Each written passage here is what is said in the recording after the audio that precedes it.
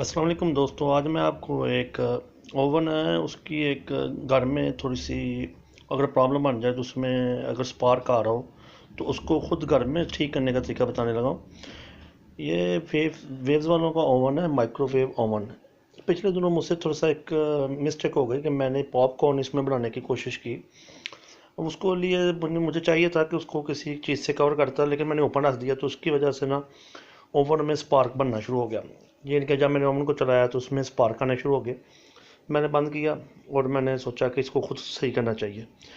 थोड़ी सर्च करने के बाद मुझे पता चला ये तो बहुत आसान काम है। अगर ओवन में स्पार्क आ रहा हो, यानी कि आपका स्पार्क दे रहा है, वो कैसे स्पार्क देता है मैं आपको बताता हूँ।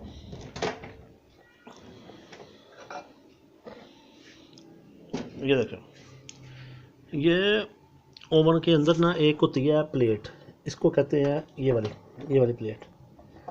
इस प्लेट को कहते हैं wave guide microwave guide plate होती है। ये ना हल्की सी तय वाली होती है, जिसमें कह लें कि आप इस तरह कह सकते हैं कि जैसे बारीक सा कापी का पेज होता है ना, उस तरह होता है ये।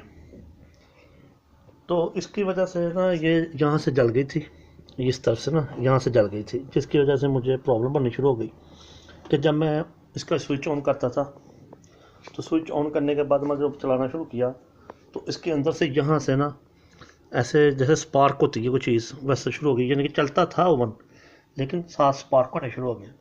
इसके लिए मैंने जब वो इलेक्ट्रॉनिक शॉप से वो लेके आया, ये वेव गाइडर होता है, वो जैसे कह लें कि कप पेज होता है उस तरह का मिल जाता है, और उसको खुद इस साइज़ के मुताबिक मैंने काट लिया। यानी जो पुराना था उसको लेके उसको ऊपर रख के ना ये मैंने काट लिया, और मैंने इसको दोबारा खुद लगाया। तो कोई इतना मुश्किल भी नहीं था, आसान सा काम है बिल्कुल। ये दो इसके इस तरफ ग्रिप बने हुए हैं, एक इस तरफ।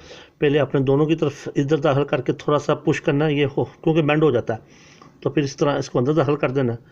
तो ये आपका ठीक हो गया। मैंने बाद में चलाया तो अल्हम्दुलिल्लाह ओवन चलना शुरू हो गया।